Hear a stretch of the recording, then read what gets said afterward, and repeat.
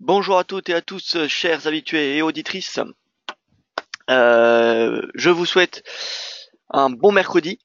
Nous sommes le 14 février 2018. Aujourd'hui, plusieurs annonces macroéconomiques seront publiées, dont le fameux indice des prix à la consommation aux États-Unis, qui est attendu en ralentissement. Alors, cet indice sera particulièrement attendu, étant donné que ça va justifier ou non la réaction qu'a eu le marché depuis le début du mois. Vous savez que depuis la publication de la hausse des salaires aux États-Unis au début du mois, plus 2,9% sur une année, eh bien on a le marché qui spécule sur une accélération de l'inflation. Et donc qui dit accélération de l'inflation dit resserrement de la politique monétaire plus rapide que prévu.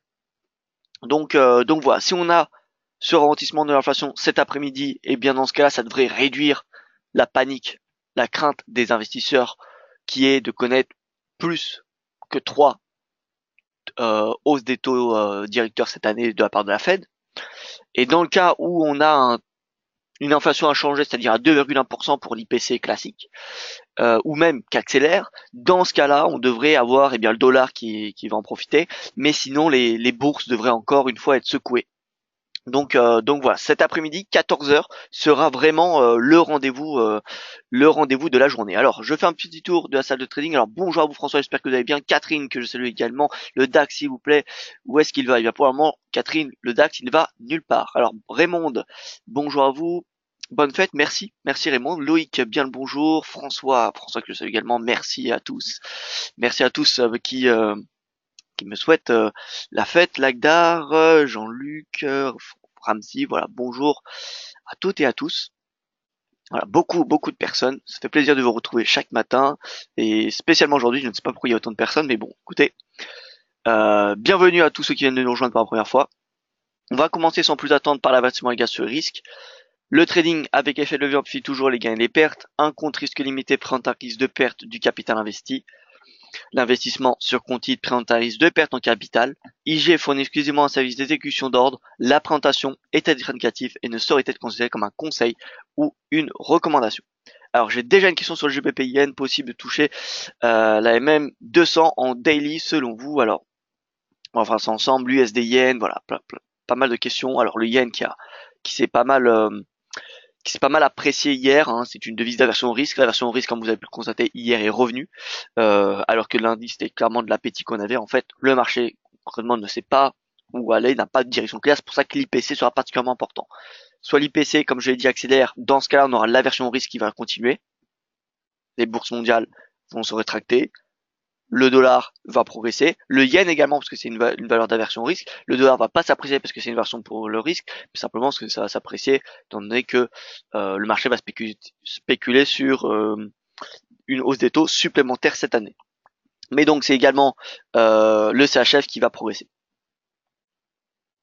Et dans le cas contraire, on devrait avoir plutôt l'appétit pour risque qui devrait se matérialiser et donc hausse des bourses mondiales et l'euro qui va progresser avec le GBP. Voilà. Ainsi que l'AUD. Bon, alors j'ai une question sur toutes les paires majeures de la part de François, je vais y venir. Alors, rapide tour de l'actualité. On a eu au Royaume-Uni hier l'inflation qui est ressortie dans la lignée de la précédente publication, mais supérieure aux attentes à 2,9%. Donc c'est notamment les prix des loisirs et de la culture qui ont su performer, tandis que ceux de la nourriture et des transports ont augmenté à un rythme beaucoup plus lent. Et au niveau du Japon, cette nuit, on a eu la croissance du quatrième trimestre 2017 qui a été publiée.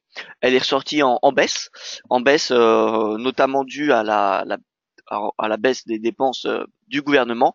En pourcentage du PIB, je vous rappelle que le Japon est confronté à une dette très importante, 200% de son PIB. Donc voilà, l'idée c'est que le Japon doit réduire sa dette.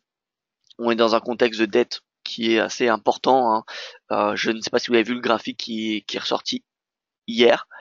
Hier, c'est la dette américaine. Et bien la dette américaine, toute confondue, hein, les prêts, que ce soit automobile, que ce soit les cartes de crédit, que ce soit les prêts étudiants, peu importe, la dette domestique est supérieure est à un plus haut historique et est supérieur, bien évidemment, au pic de 2008. Voilà.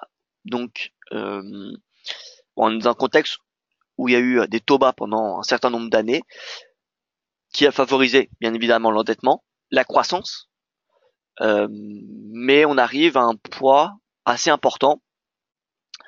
Donc voilà, l'idée c'est que eh bien la dette doit globalement réduire pour diminuer le risque. Alors en soi, la dette, tant qu'il y a des emprunteurs et tant qu'il y a des gens qui sont prêts à prêter de l'argent, ça ne pose pas de problème. Mais le jour où il n'y a plus personne qui est prêt à prêter de l'argent, c'est là où il commence à avoir de la panique, excusez-moi, et un marché qui se tend et qui se tend de plus en plus, tout simplement. Résumer la science américaine et asiatique. Donc le Dow Jones, le S&P et le Nasdaq qui ont progressé hier, qui continuent à progresser sur les contrats futurs ce matin. Le DXY qui a reculé, craint des investisseurs. Encore une fois, faut pas prendre cette donnée du DXY comme acquise, étant donné que ça va exclusivement dépendre de l'inflation cet après-midi. Donc vraiment aujourd'hui, sur les paires majeures, j'ai envie de dire statu quo avant la publication de l'IPC. Voilà, donc on va donner des doubles scénarios ce matin, mais concrètement avant l'IPC, pas de prise de décision. Au niveau du yen, le yen ce matin qui continue à progresser, le gold également, le Nikkei qui recule au vu de la corrélation négative avec le yen, hein, et le Hang Seng qui rebondit après avoir reculé hier. Et au niveau donc du calendrier économique, je ne l'ai pas affiché dans la slide parce que il est assez complet, hein, ce calendrier. On aura le PIB allemand qui sera donc publié. Alors je ne sais pas pourquoi il n'est pas publié. Peut-être qu'il faut que j'actualise parce que je l'ai laissé. Alors, laisse-moi regarder un petit truc. Alors non, bon, bah écoutez, il n'a pas encore été publié sur le calendrier des FX. Sinon, nous aurons le PIB de la zone euro. Alors attention, c'est le PIB prévisionnel.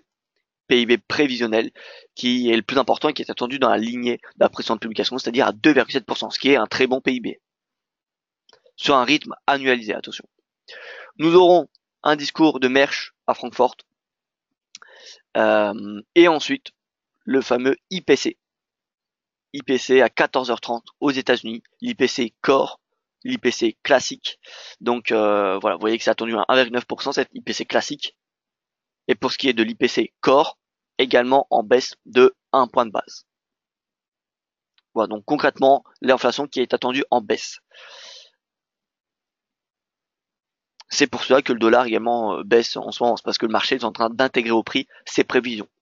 Donc si l'inflation ressort dans la lignée de la précédente publication, on ne devrait pas avoir un mouvement baissier très important. En tout cas, moins important que si, au final, l'inflation accélère. Parce que le marché n'a pas anticipé cette hypothèse que l'inflation accélère. Donc voilà, s'il ralentit, s'il ressort à 1,7% et 1,9%, eh bien, il y aura un impact assez faible sur les marchés. Par contre, si ça accélère, là, on aura un impact assez important.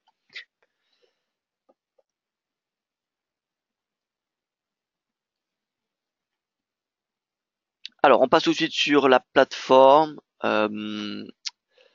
Sur la plateforme Pro Real Time, le DXY, vous voyez qui recule, qui trouve un support et un moyen mobile à 20 jours. Alors attention, est-ce que notre scénario haussier jusqu'à la moyenne mobile, enfin notre deuxième scénario haussier jusqu'à la moyenne mobile à 50 jours est à annuler? Bien écoutez, encore une fois, tout va dépendre du DXY.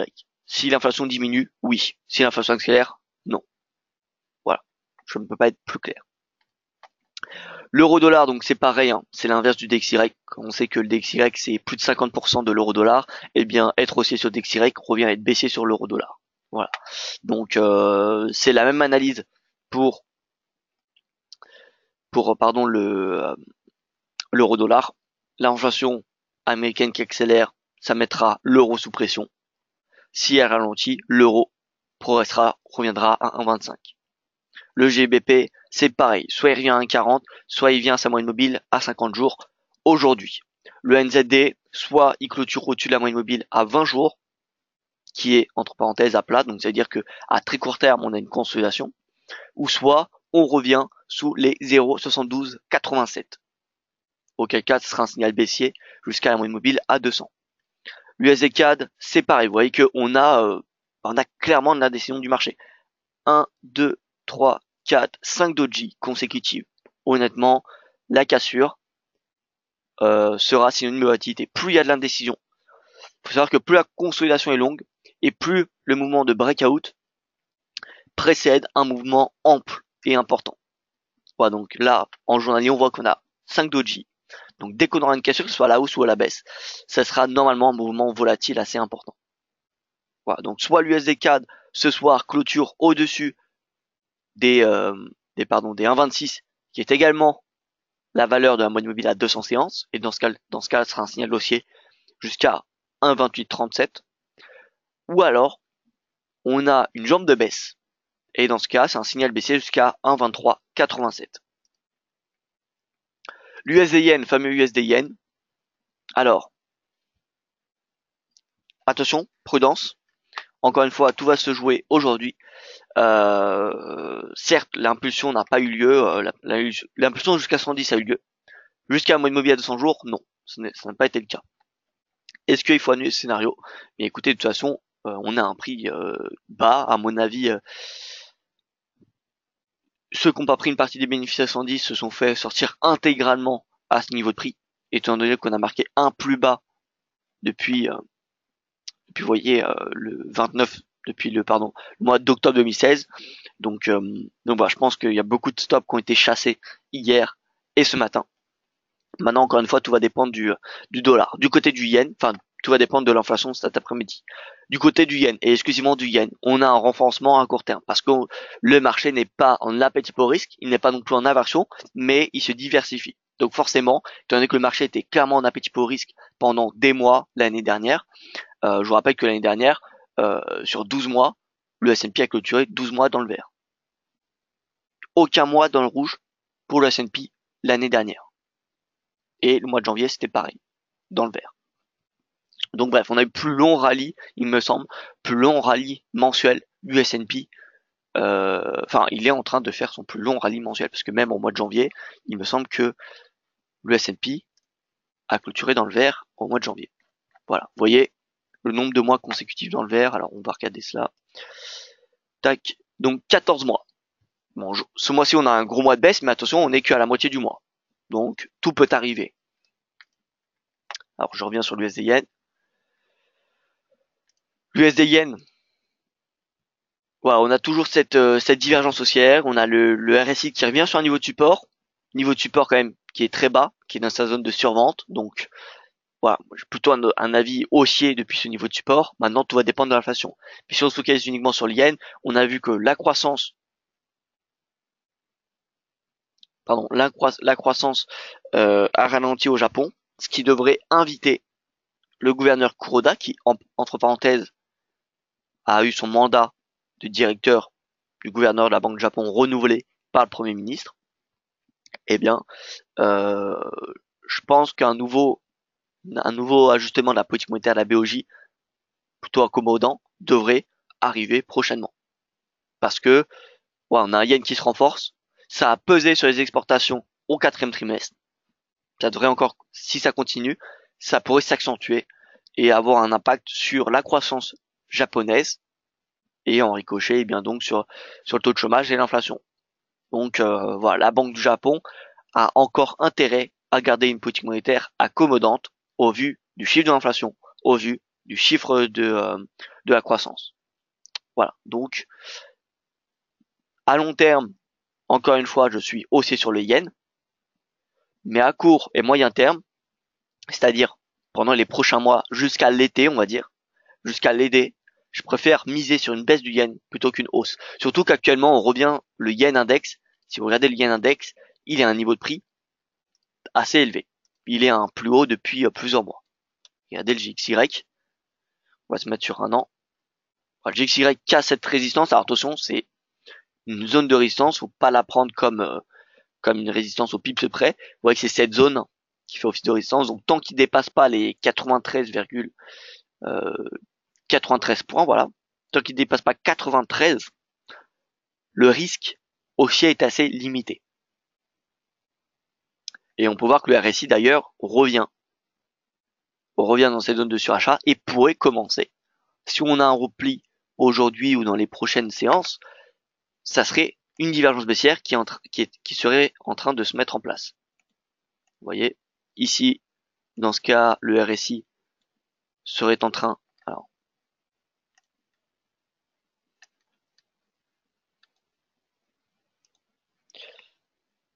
oula, bon, alors le RSI serait en train de faire des points hauts de plus en plus bas, alors que le prix serait en train de faire des points hauts de plus en plus haut. Alors je ne sais pas ce qui se passe sur la plateforme, mais bon. Donc voilà, il y aurait une divergence qui serait en train d'être mise en place entre le prix et le momentum. Donc j'ai envie de dire, la baisse du yen n'est pas est un scénario à ne pas exclure.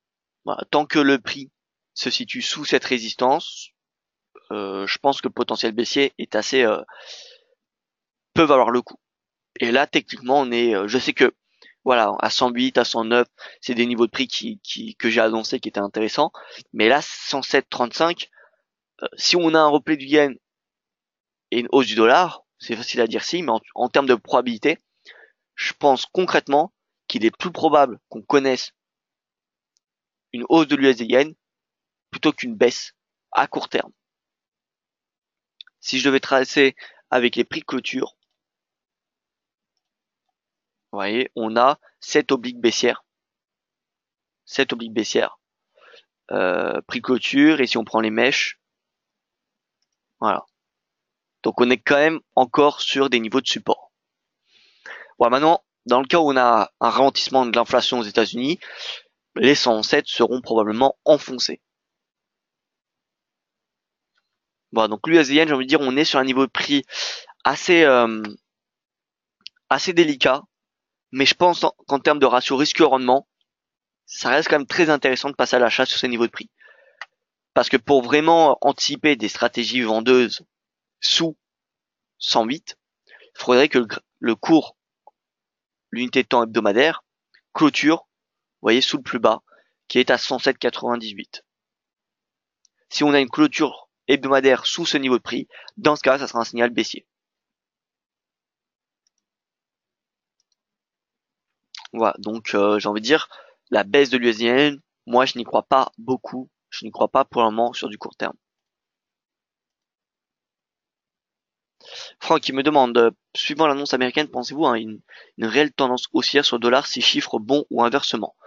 Alors moi je suis convaincu que l'IPC de cet après-midi donnera une nouvelle impulsion haussière ou baissière. Maintenant, est-ce que l'IPC de cet après-midi va permettre au dollar à terme de revenir à 95? Non.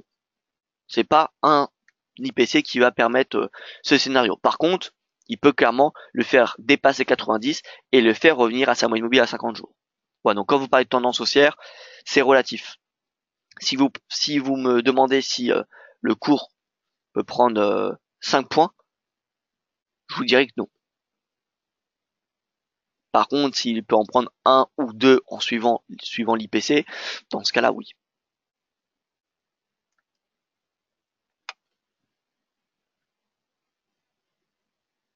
Alors, Michel qui me dit, il faut mettre un stop à quel niveau pour 107 heures? C'est une bonne question. Il y a plusieurs possibilités. Soit vous pouvez le mettre en dessous du précédent plus bas. Donc, vous voyez, le précédent plus bas, il y a la mèche. Donc, vous pouvez le mettre en dessous du précédent plus bas. Mais attention, je vous rappelle que l'IPC sera synonyme de volatilité cet après-midi. Donc, si vous mettez un stop trop serré, soyez conscient qu'il y a un risque que vous fassiez sortir du marché parce que il y a la volatilité. Du coup, ça pourrait aller à la baisse, puis être haussier ou vice versa. Peu importe la décision que vous achetiez ou vendez. Cet après-midi, il y aura la volatilité et on peut avoir un mouvement inverse à la logique avant de reprendre le correct sens de la tendance. Donc voilà, si vous décidez d'entrer dans le marché ce matin sur le USD Yen ou sur toutes les paires majeures, mettez pas un stop trop serré, anticipez cet IPC. Enfin, en tout cas, essayez d'anticiper le mouvement, l'amplitude que pourrait avoir l'impact de l'IPC. Franck qui me dit divergence sur RSI validé sur GBP Yen selon vous. Alors, on va voir ça tout de suite. GBP Yen. Donc GBP Yen. Voilà, GBP-Yen qui vient toucher cette moyenne mobile. Alors RSI, pour moi le RSI, il n'y a pas de divergence. Hein. Il n'y a pas de divergence. Donc bon, il y a eu la divergence baissière auparavant, mais oui, elle a été validée depuis longtemps, depuis qu'elle a cassé 50, elle est validée. Donc ça fait quand même depuis le 5 février qu'elle est validée cette divergence. Par contre, en termes de divergence haussière, je n'en vois pas. Je n'en vois pas. Donc voilà, cette moyenne mobile à 200 jours, c'est un niveau de prix où il faut commencer à s'intéresser aux positions acheteuses. Je ne dis pas qu'il faut acheter la moyenne mobile à 200 jours, mais c'est un niveau où il faut commencer à détecter des signaux haussiers, comme une divergence haussière. Pour le moment, on n'en a pas, mais si on a une divergence haussière qui se forme en plus que court soit sur la moyenne mobile à 200 jours, ça serait une opportunité pour passer, pour se positionner à l'achat, tout simplement. Surtout que si on regarde encore une fois le yen index, alors je ne sais pas ce qui se passe sur mon graphique, je vais rafraîchir la page. Voilà. Surtout qu'encore une fois, si on regarde sur le yen index, il est sous résistance, enfin dans une zone de résistance, et on a peut-être une divergence qui va se former si on a une baisse du momentum. Vous voyez. Pour que la divergence soit pas validée, il faudrait que le RSI dépasse ce plus haut du mois de fin janvier, tout simplement. Dans ce cas, la divergence ne serait pas, il n'y aurait pas de divergence, tout simplement. Si l'inflation US est plus importante, donc si elle accélère, l'USD-Yen direction 110, oui, bien évidemment. USD-Yen, c'est 110, c'est boule. C'est boule, l'euro-dollar surtout, sera vraiment, je pense, la paire qui réagira le plus à l'inflation américaine. Si l'inflation américaine accélère, l'euro-dollar, aujourd'hui, viendra tester les 1,2230. Il reviendra vers 22,30 et on aura probablement un mouvement baissier jusqu'à la moyenne mobile à 50 jours. Voilà donc pour les paires majeures. On regarde, l'AUD que je n'ai pas fait, mais bon, l'AUD c'est pareil, hein, c'est double scénario. Soit l'AUD clôture ce soir au-dessus de la moyenne mobile à 50 jours si on a une décélération de l'inflation. Et si on a une accélération de l'inflation américaine, dans ce cas-là, ça fera pression sur l'AUD. Et donc, l'AUD reviendra à sa moyenne mobile à 200. 200 séances. Et enfin, l'USD-CHF. L'USD-CHF, c'est pareil. Vous voyez qu'encore une fois, si vous regardez tous les paires majeures, on a des mouvements contraires à la correction de la semaine dernière, depuis le début de la semaine. Je m'explique. La semaine dernière, on va dire depuis le début du mois de février, on a des corrections sur les tendances. Regardez, l'USD-CHF baisse, hausse. L'USD-Yen, bon, baisse. Là, c'est différent l'USD-Yen, mais bon, on va quand même le prendre. On a une baisse depuis le début de l'année. On a une petite hausse en début du mois, et depuis, on a une baisse, on a une correction. L'euro-dollar surtout, si on regarde l'euro-dollar, on a eu une hausse, une correction, et là, on a une sous-correction. Donc concrètement, si on regarde les paires majeures, on a depuis le début de la semaine des moments inverses à ce qu'on avait la semaine dernière. Simplement parce que le marché s'équilibre avant l'IPC. Il retrace une partie de la correction de la semaine dernière. À l'image, très bien le DXY image très bien mes propos. On a eu la baisse, la correction depuis le début du mois, et la sous-correction, j'ai envie de dire, le retracement partiel de cette impulsion qui a été générée par quoi cette impulsion? Par la hausse des salaires aux États-Unis. Donc voilà un petit peu le genre de mouvement au final qu'on pourrait retrouver si on a une accélération de l'inflation cet après-midi. Si on a une accélération de l'inflation, on aura probablement, vous voyez, un mouvement haussier qui suivra jusqu'à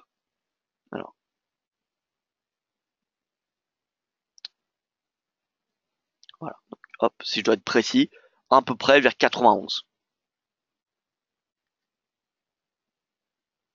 Et dans le cas contraire, si on a un ralentissement de l'inflation, eh bien toutes les craintes qu'ont alimenté le DXY depuis le début du mois, eh bien seront retracées. Donc on aura un retour du DXY aux alentours des 88. tout simplement. C'est ça qu'il faut comprendre. Et donc ensuite, vous superposez ces impacts au pair majeur et vous retrouvez différents types de scénarios. Alors je regarde parce que j'ai eu beaucoup de questions au début du webinaire. Le gold, donc ça on va y venir après. GBP Yen, donc ça on l'a fait. Voilà, donc les paires Forex, on les a fait. On va passer aux indices. Si vous avez des questions sur des paires sur le Forex, n'hésitez pas, j'y répondrai, je reviendrai à la fin du webinaire. Donc le Yen, vous voyez qu'il a très bien cassé ses 23 000, hein, il est revenu chercher sa moyenne mobile à 200. Là on a une divergence qui semble être en train, alors non, si on a une petite divergence qui s'est mise en place. Regardez ici, divergence haussière, prix qui baisse, le momentum qui augmente. Est-ce que c'est un signal d'achat? Pas encore. Il faudrait que le RSI casse 50. À l'image un petit peu de ce qu'on avait, voilà. C'est exactement ce scénario-là. Vous voyez que le prix baisse, le momentum augmente. Et le signal a été donné lorsque le Nikkei, le RSI du Nikkei a cassé 50, a clôturé au-dessus de 50. Vous voyez que c'était à ce moment-là.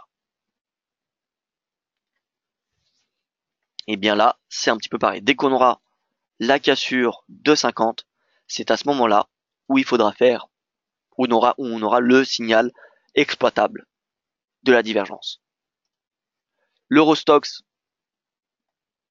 consolidation, encore une fois, comme la veille, comme lundi, consolidation entre eux pour faire l'âge 3003 et 3430. Et si je devais trouver des bornes intermédiaires, c'est 3336 et 3430, encore une fois. Vous voyez, et 3400, pardon. Donc voilà, concrètement, c'est ce range trading à court terme. Alors,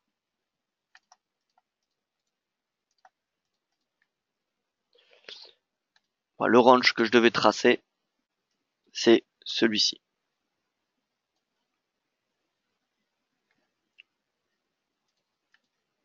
Donc on a ce range.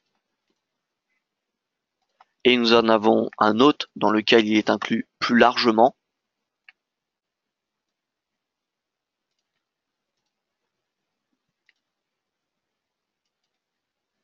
Alors, donc, le voici, l'autre range à surveiller, qui est un petit peu plus large, c'est un range celui-ci de swing trading. Et je considère toujours ce niveau de support à 3300 comme très intéressant pour passer à l'achat.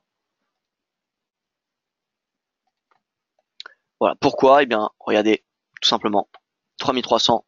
La dernière fois, c'était début 2017, et on peut voir que c'était à la veille un petit peu d'une grande impulsion. Et vous voyez que c'est 50%, qui est 3336, c'est ni plus ni moins que le précédent sommet du mois de janvier 2017. Voilà. Donc concrètement, à court terme, je pense que 3340. Pour ceux qui payent pas les 3340, ça peut se payer. Pour se positionner, bien évidemment, sur du moyen terme à l'achat. Le CAC, c'est globalement la même chose. On a à court terme un range entre 5002 et 5100. Et à moyen terme, les 5000 sont très intéressants. Ça a été une zone de rebond, vous voyez, au mois d'août 2017. Et après le breakout en mars, on a eu ce fameux pullback sur ce support, sur ce seuil psychologique. Donc, encore une fois, 5000, pour moi, c'est un niveau qui a été plusieurs fois testé, qui est assez fiable. Une fois qu'il a été cassé en 2017, le cours n'était pas passé en dessous. Je dis bien une clôture journalière. Hein, parce que d'après la théorie, d'après Do, d'après la théorie de Do, tous les mouvements intraday ne sont pas pris en compte. Donc, il faut prendre les prix de clôture uniquement. Si vous prenez prix de clôture, 5000 points n'a pas été enfoncé depuis qu'il a été dépassé. Voilà, donc 5000 pour moi c'est un niveau très important, tout comme les 12 000 points sur le DAX. Si on a le DAX qui enfonce les 12 000, dans ce cas-là, il faudra envisager un pullback beaucoup plus important. On aura les retracements de Fibo. Vous voyez que 12 000, c'est également 38,2% de retracement de cette tendance.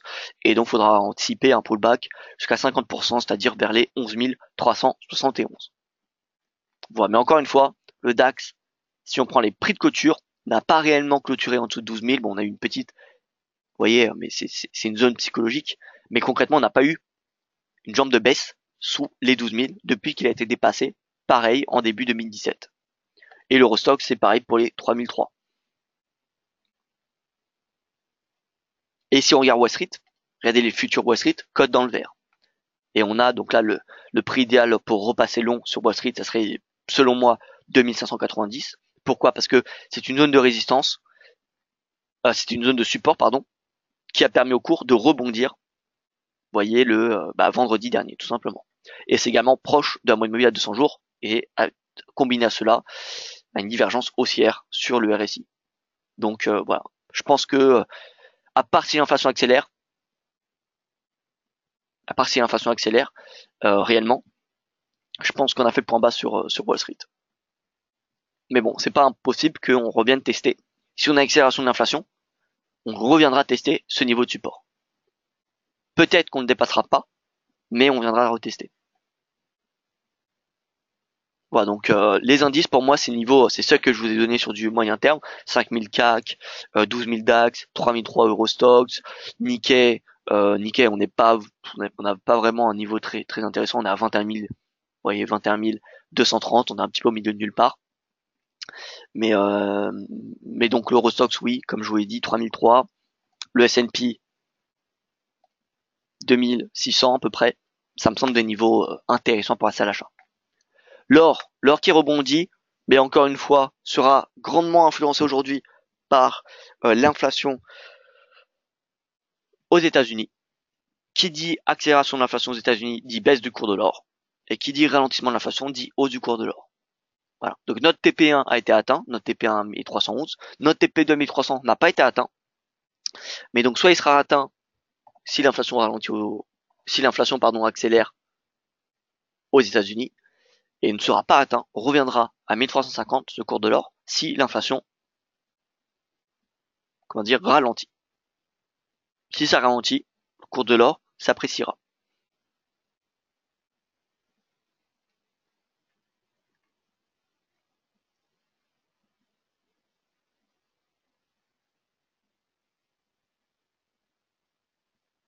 Voilà, l'image, regardez, quand on a eu la publication de la hausse des salaires, on va essayer de revenir un petit peu. Donc la publication de la hausse des salaires, c'était le 2 février. Et si on regarde en journalier, en horaire, pardon, on va essayer de revenir au 2 février. Voilà, le 2 février, publication, les salaires qui augmentent. Ouais, la baisse qu'il y a eu. Bon, finalement, on a eu le retracement, mais ensuite, on a eu la baisse qui a suivi. Et bien là, c'est un petit peu pareil, qui est attendu. C'est-à-dire que si on a une accélération de l'inflation, le gold va plonger cet après-midi. Plonger, quand je dis plonger, il va pas perdre 10%, hein, mais il va revenir à 1320 assez rapidement. 1320, puis les jours suivants, 1300. Alors, il faudra s'attendre à des petites corrections comme celle-ci. Hein. Vous voyez, il y a des corrections. Ça fait partie intégrale, des tendances. Impulsion, correction, c'est la théorie de Dow.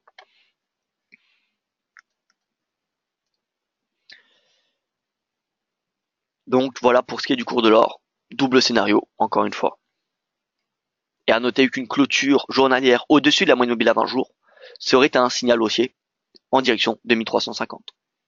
Pour ce qui est du brut et du Brent, vous voyez qu'on a ce retracement qui se poursuit, comme un petit peu prévu, hein, on l'avait annoncé au début de la semaine, le pullback à 60 $ pour le Brent, le pullback à 65 $ pour le Brent, pullback à 60 $ pour le brut, et vous voyez qui a été fait lundi, et encore une fois, repli jusqu'à 57,32 pour le brut, et pour le Brent, repli à 60. Pourquoi ce repli? Alors un petit peu au-dessus, vous voyez que c'est un niveau de support 60 ou 61 $. Vous voyez que c'est un niveau de support ici. Alors je vais le tracer pour bien faire voir.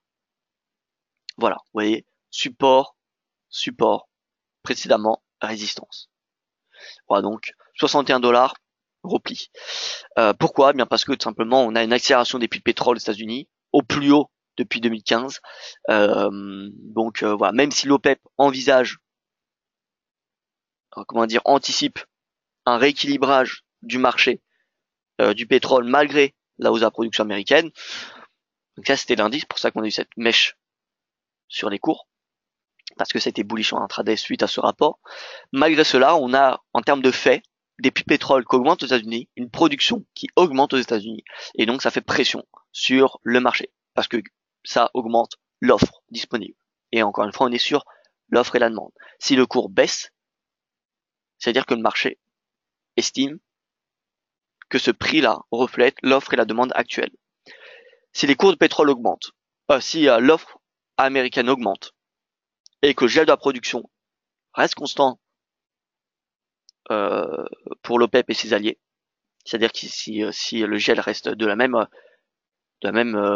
importance, hein, de la même valeur, dans ce cas-là, on devrait normalement avoir une offre qui augmente, une demande la même, hein, si le FMI, etc. ne revoit pas leur croissance, prévision de croissance à la hausse, on aurait une demande équivalente et donc ça ferait pression sur le prix. Voilà. Donc là, on a clairement des fondamentaux qui depuis, on va dire depuis la fin du mois de janvier, font pression sur le cours.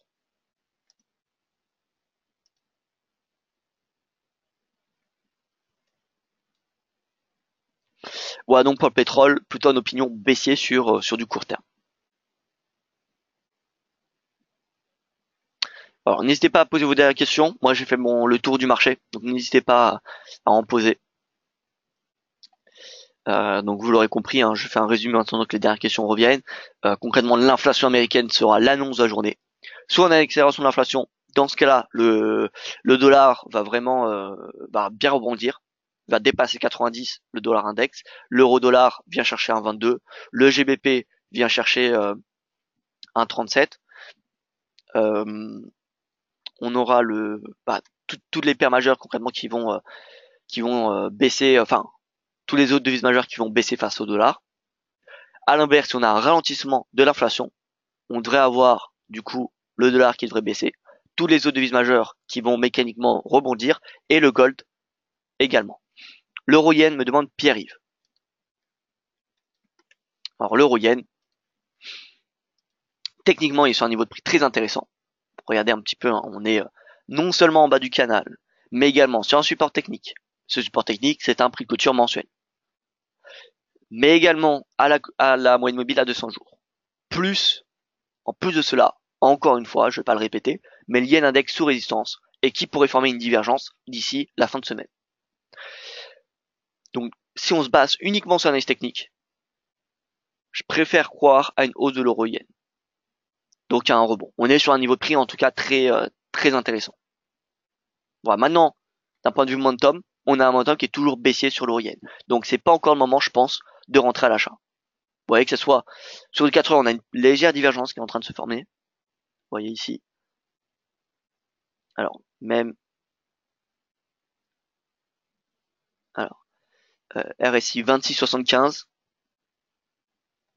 28. Donc oui, on a une divergence qui est légèrement, mais bon, elle est pas très bien celle-ci. On va plutôt, voilà, dessiner comme cela, c'est beaucoup plus clair. Donc là, il y a une divergence. Elle est assez explicite, hein. Donc on a une divergence sur du H4. Sur un niveau de support, vous voyez, donc voilà, j'ai envie de dire, il y a une probabilité de rebond qui est assez importante, mais voilà, faudrait quand même une divergence journalière, ça serait vraiment l'idéal. Ça serait l'idéal. Ou au moins qu'ils reviennent à 30.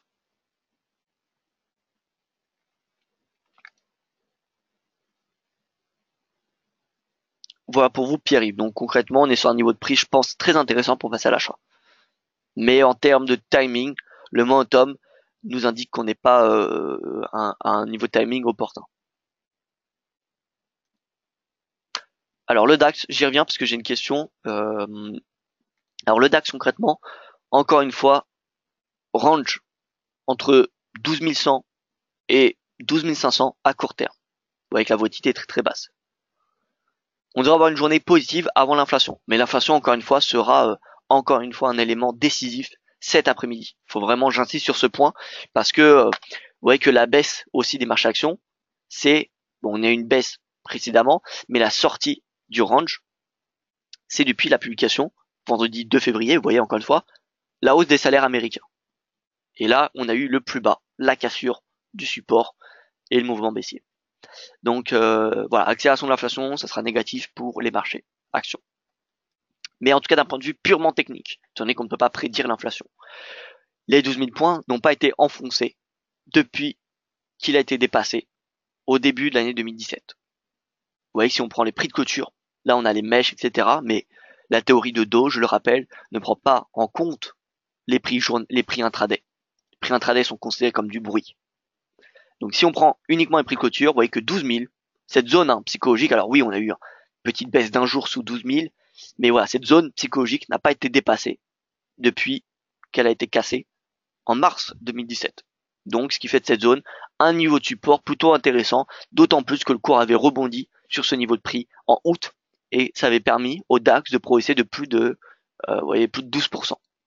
Donc en termes de probabilité, il y a, je pense, plus de chances d'un point de vue technique que le cours rebondit sur 12 000 plutôt qu'il le transperce. Donc si on a un retour à 12 000 ou les horizons, 12 100, 11 009, c'est encore une fois un niveau de prix, je pense, de moyen terme pour se positionner à l'achat. Voilà. Et en intraday, bien encore une fois, point pivot avec les niveaux de support résistance qui sont indiqués sur le graphique devant vous, ça devrait largement suffire. Mais attention, encore une fois, l'inflation américaine sera synonyme de volatilité, et plus la volatilité est importante, plus les supports et résistances perdent de leur fiabilité. Donc si vous avez des supports résistance intraday, avec une volatilité comme le NFP ou l'inflation, ça n'a pas vraiment d'efficacité. Il faudra plutôt regarder les niveaux de support et résistance mensuels et hebdomadaires. Voilà un petit peu pour le point de marché. Et cette analyse du DAX est également valable sur le CAC, l'Eurostoxx, c'est juste les valeurs qui changent, mais concrètement c'est les mêmes niveaux.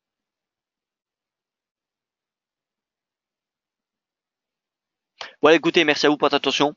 Je vous souhaite une excellente journée. Je vois qu'il n'y a plus de questions. Si vous en avez, n'hésitez pas à me les poser par email ou sur les réseaux sociaux. Moi, je reste disponible. Donc, excellente journée. Attention encore une fois à l'inflation. Et on aura l'occasion de faire un débriefing de cette inflation bien demain matin dans le prochain webinaire. Voilà, merci à vous encore pour votre attention. Excellente journée et à demain matin pour mon prochain point de marché.